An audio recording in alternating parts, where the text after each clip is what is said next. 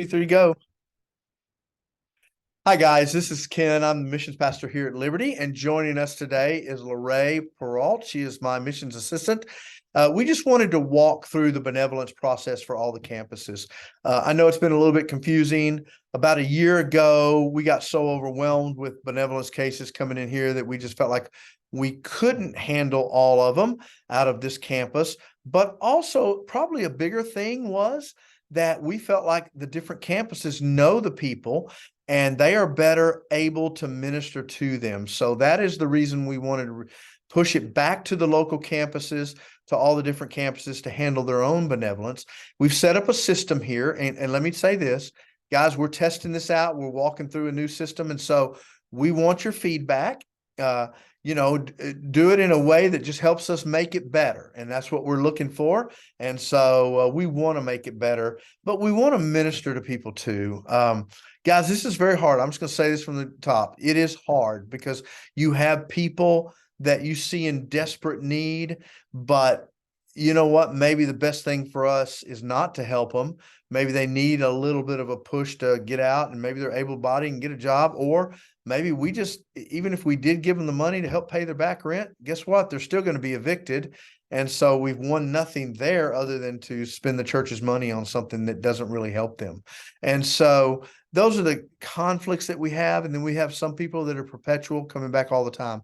You campuses don't have that as much. We get that at Hampton a lot, but we want to help walk through this, and we want to minister to people. And so let's start it off. Let's say you get a call to the office, or someone approaches you at church and says, I need help. Well, the first thing to do is to check on their membership.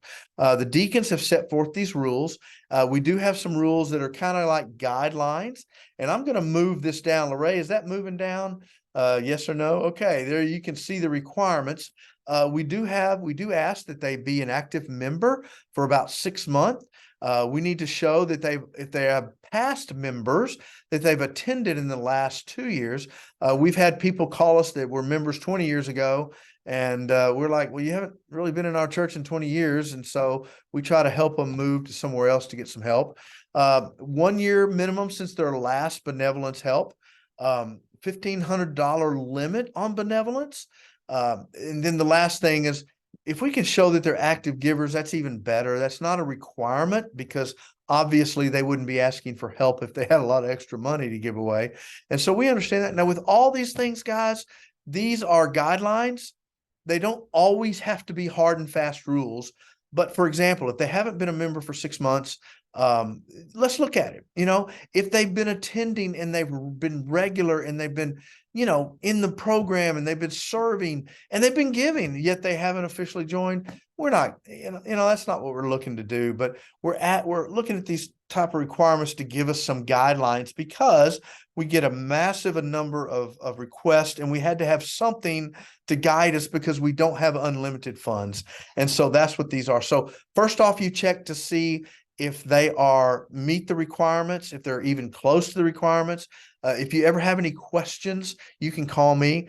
The second thing to do is to get all the information from them. And so as you'll see right here, we have a link that you can click right there. And I'm going to share a little bit about what that link is. This is the assistance application. And hopefully that'll show up right about now. And you can see, here's the assistance application. Now, it's a link that's online, and you will have to send that to them. Now, if they are really older and they don't do the web well, and you want to get them a paper application, Lorraine, I guess we still have some of those. We can include those in what Lorraine's going to send you after this little meeting. And that way you will have a paper application that you can ask them to turn in. There's a couple of things that they just need to read through all of this. Please ask them to do that. And then you'll see here now, it says there's a problem. Let's switch over to this one. Did that switch over, Lorraine? Okay, let's see. There's no problem, because that's where I tried to submit the button without filling it out. But what we're going to ask them to do is fill this out completely. You can see the name, what is their need, what's the amount required, what's the due date. Now, a lot of times they might come to you and this is going to be due tomorrow. Guys, you got to tell them right up front, this can be almost a 3-week process, depending on how fast they get stuff back to us, how fast the deacon or the staff member can call them. It's just a longer process. And I'm sorry, that's just the way it is. We don't just turn around and cut checks without kind of doing our due diligence to check things out. We need their personal name, their information. We need to know a really important thing is to know which campus they attend. This is super, super, super important. So make sure they click that. So for example, we're at the Hampton campus, they need to click that. If they're involved in some classes, we need to know that. We want to know that because sometimes in MP, people kind of come, but they're not an MP.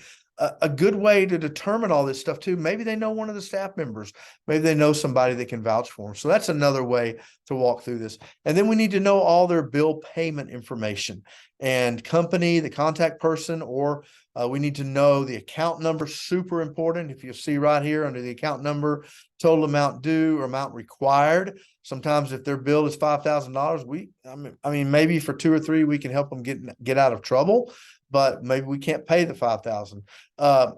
We have to have permission to verify this information. This right here has to be checked.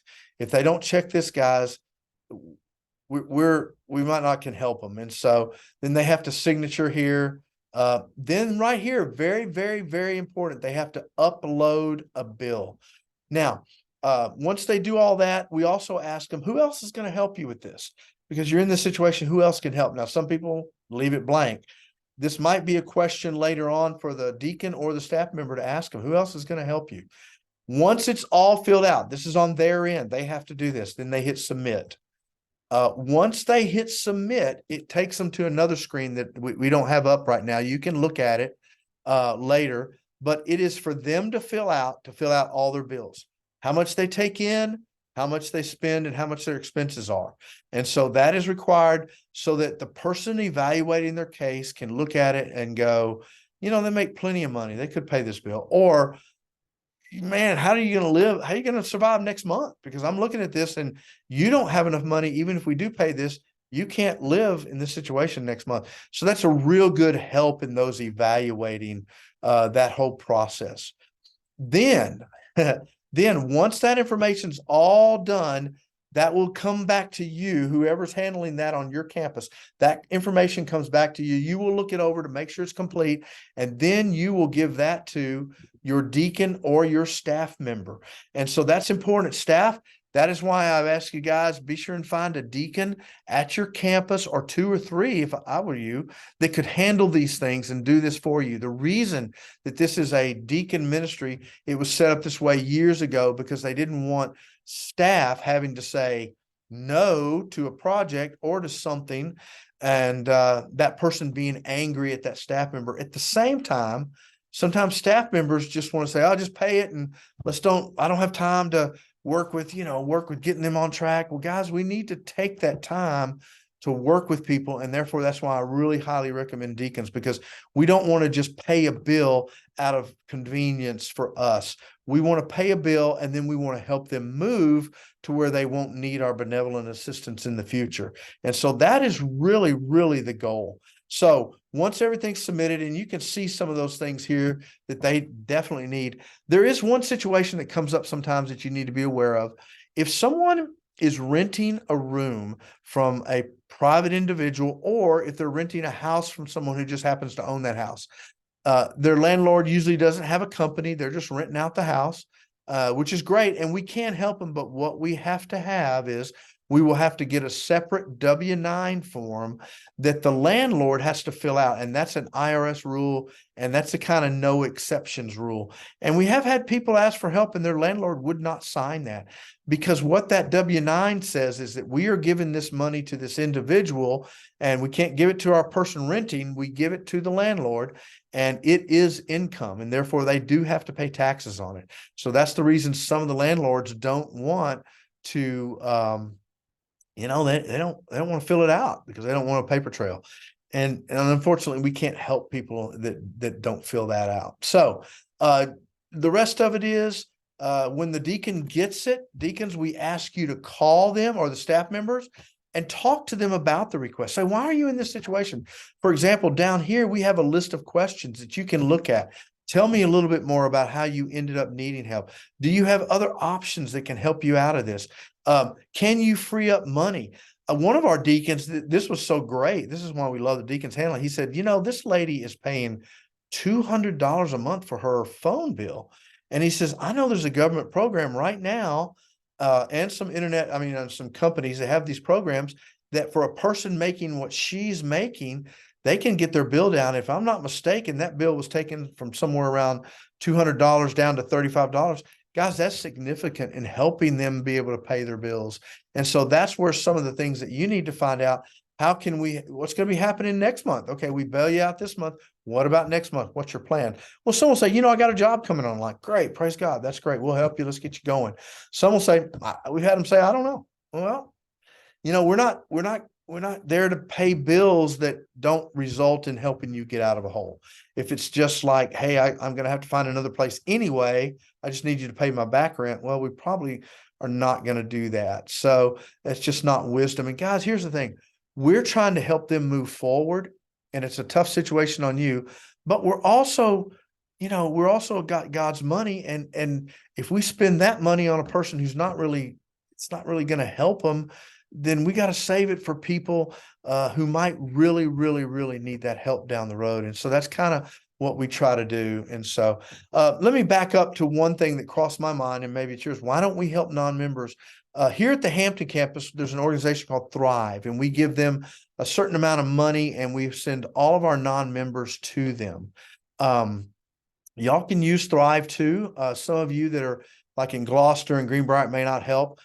It would be good for us to find an organization that handles those non-members, because what happened in the past when we helped non-members, they would run out into their community and say, hey man, this church paid my bill. And all of a sudden we're getting all this flood of calls in, and we just can't help everybody. We already spend a lot of time on it, and we spend a lot of money. And so we had to come to a point where we set some guidelines. So that's the reason for our guidelines. We do help non-members through other organizations. And I would encourage you, since local missions is now a part and a function of each campus, then you can find those organizations in your area that helps out. And we would be glad to put them on our list and stuff like this. But the deacon calls them, they talk to them, they weigh it over. What we suggest sometimes is on the Hampton campus, what they do is they call another deacon and say, what do you think? And then sometimes they'll call me. So for example, at Greenbrier, if you have John that's processing something, he may want to call Dalton and say, Dalton, what do you think? And what do we need to do? And so, that's why it's important to have those deacons there so that they can be sounding boards. And if they reject it, then, they need to be able to call that person, the deacon does, and tell them why they're rejecting it. And this is why we can't do it. If they approve it, then there is another page that you need to look at, which is hang on just a second, and I'm going to try to get to it. Oh, there it is right there, the benevolence approval process. And so that's the other link that's on that sheet for the deacons to click, and they can put down the name of the applicant, and the campus is important again, and then they send it off, they sign it, and then they hit the submit button. And when they do that, that comes to the admin assistant. Once the admin assistant gets all that, or the person handling it on your campus, then that gets forwarded, or maybe it goes directly. Once all that's done, it gets forwarded to the finance ministry, or how does that work, Lorraine? So all of the information will come to me, and then it'll if you're the person on the campus, so whatever campus. Right. So whatever campus that they choose, that information will go to that admin, and then that admin now is responsible for putting together an email with the application, the budget, the bill, which is super important, and the deacon approval, which is super important. All right. And so once that's done, then that admin on that campus forwards that to the libertylive@bill.com, that email, how you submit other stuff. And then the finance department looks it over, and guys, they'll look it over. If they don't have all those documents, they're not paying the bill. And so if you're wondering what's happening in that process, be sure and check with them. We're working on a system to where you can automatically check to see where it is in the process. That way you'll know right off. And so that's what happens. And then the checks go out. They are cut on Thursday. So if you get a check to them on a Tuesday, it can be cut that Thursday, right? 2 days later.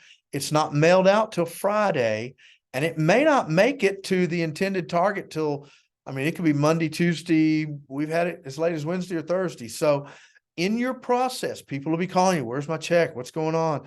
Then they need to know it's going to take a while from the beginning. That will save you a lot of hassle and a lot of time. And so you can always check with Brandon and see if it's gotten mailed, but excuse me, know that it's not going to come to them. It's going to go directly to the person that's owed the bill. And so that kind of helps you. If you give it on a Thursday, a Wednesday or a Thursday, it may not be cut till 8 days later, the following Thursday, be mailed the following Friday. You're looking at almost 10 days there easily. So we really highly recommend you pushing the people to get that stuff back to you so you can get it in by Tuesday, done by Thursday, mailed by Friday. And so that would be highly be recommended. So I think that's about it. We have a whole list of resources down here, questions for the deacons. Staff members, guys, get a deacon to do this, please. We will help train them. We don't want people just to say, oh yeah, we'll pay your bill no matter what without checking on them, because then they'll be right back there looking for the next bill, and we need to help them move forward. Additional resources, here's a few right here that will just help you with understanding how to help people with benevolence, but also here's some financial assistance programs. Here's on Thrive on the Peninsula. Some of your Salvation Armies help out.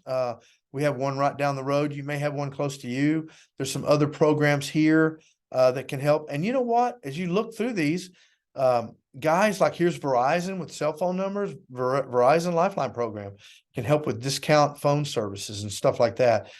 If you find them, please let us know. We want to help. There's some numbers here that you can call, some websites. But if you find some that we don't know about, let us know. We want to put that on our sheet, and that can help others and stuff like that. So don't mean to take up a lot of your time, guys, but we do need to walk through this. We do want you to know about it.